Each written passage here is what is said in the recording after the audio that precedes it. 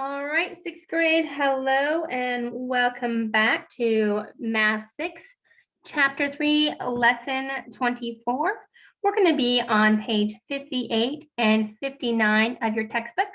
But for now, please grab a pencil and some paper and let's take some notes and figure out what we're going to do. Today, we're talking about dividing a decimal number by a whole number. And so every time we see decimals, I like to think of it as money. It really helps me wrap my brain around it. So let's begin. And remember, at any time during this lesson, if you're confused or you have questions, stop it, pause it, rewind it, watch it again, ask a teacher, ask a parent, make sure you ask. The point is that you understand this fully. Okay, so let's begin. Dividing by decimal. Okay, so right now we're going to start with a word problem. It says, Mom gave Jackie and Logan $9 to share fairly at the Harvest Festival. How much money will Jackie and Logan each have to spend? Okay, and so it says, what equation can you write to find out how much money Jackie and Logan each receive? Okay, and if you said that we're going to write down $9 divided by 2, then that's what we're going to write. We're going to write 9 divided by 2. And here they've already put this on the slide for us. Okay, so we have $9 and we're going to divide it by 2. 2 goes into 9 and we get $4.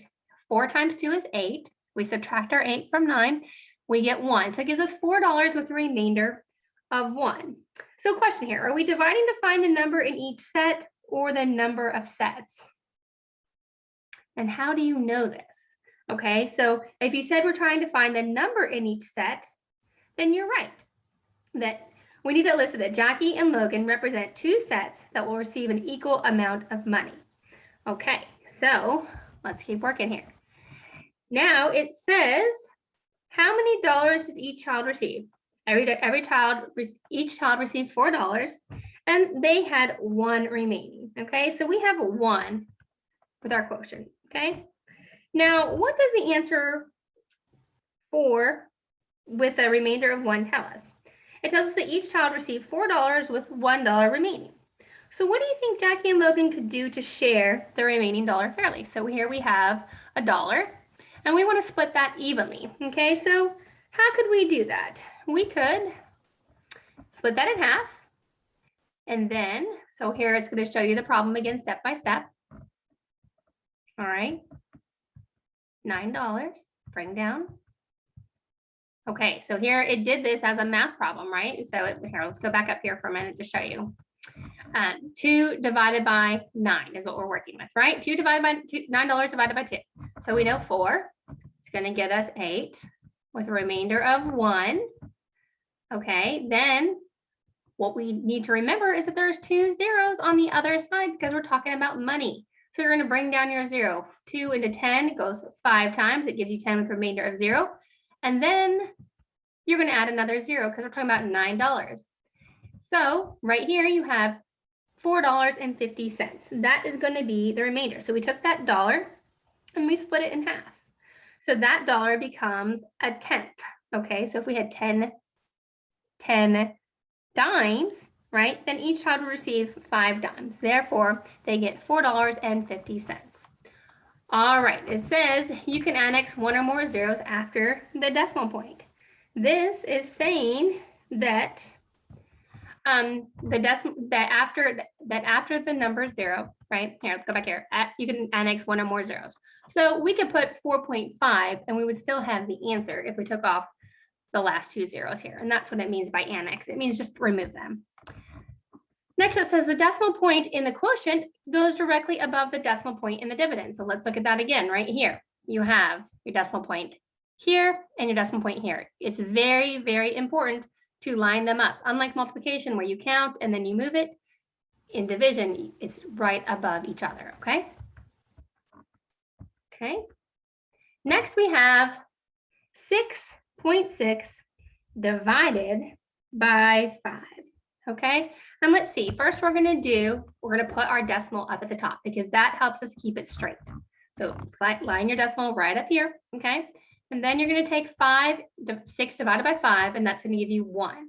Okay, then remember 1 times 5 is our next step. So first we divide, then we multiply, and then we subtract. So if you haven't written those steps down, write them down.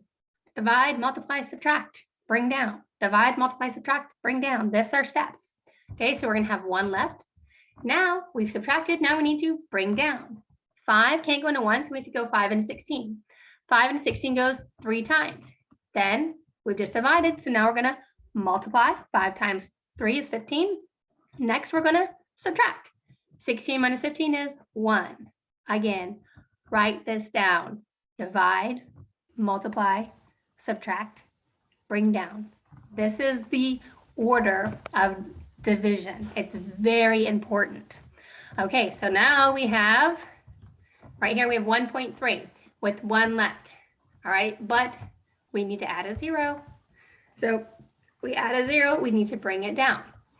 5 goes into 10 2 times. 2 times 5 is 10. Now we have our exact number, that $6.60 divided by 5 is $1.32. This could also be 6.60 divided by the whole number 5, which gets you $1.32 or 1.32. 1 and 32 hundredths is how you say that, and 6 and 60 hundredths. So just remember that on your place value. But I always like to think of decimals as money because it just makes it so much easier. All right, moving on. Next, they have put a lot of information up here instead of doing it one at a time. So let's see if we can break this down. Okay, so here we have $41.85, and they've divided 6 into it. So 6 into 41 is 6, right? And then 6 times 6 is 36. And you're going to subtract. So we multiplied, we divided, we multiplied, we subtracted. 5 is left. Bring down is next, 58. 6 into 58 is 9 times. 9 times 6 is 54. Okay. We divided, we multiplied, we're subtracting. 58 minus 54 is 4. Next thing we do is we bring down. We have 45. 45 divided by 6 is 7. Okay, 7 times 6 is 42. Subtract, it's 3. Uh-oh, we're out of white digits. So we still have a remainder. So what we need to do is we need to add on a 0 until we don't have a remainder. Okay, so you bring down your 0. 6 can go into 30 5 times. 5 times 6 is 30. Now we don't have a remainder. So 6.975.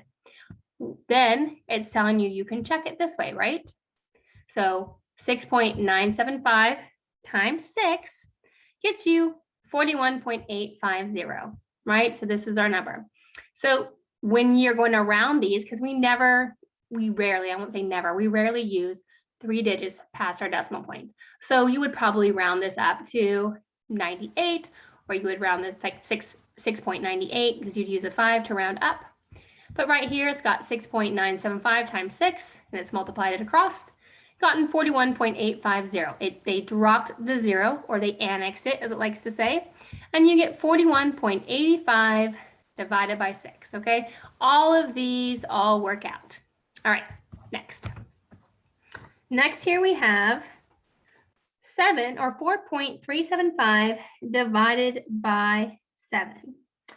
Okay, so the next thing that we need to do is, one second while I'm looking at my notes just to make sure that I'm telling you all the points they want you to know. Okay, it looks like, all right. We're just moving on here. Okay, 4.375 divided by 7. So we know that 7, they can't go into 4. So we can put a 0 up there, or you can just put your decimal up and move to the right of the decimal. Next, we're going to do 43 divided by 7. Okay, that is 6. Then after you divide, you multiply. 6 times 7 is 42. After we multiply 6 times 7, we subtract. 43 minus 42 is, oops, it's going to give us a whole number right here. It's 1. Then we bring down so it's 1. We bring down our 7. 7 goes into 17. 2 times.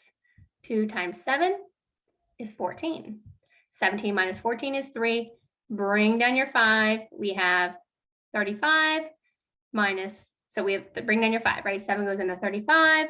5 times 7 is 35. We no longer have a remainder.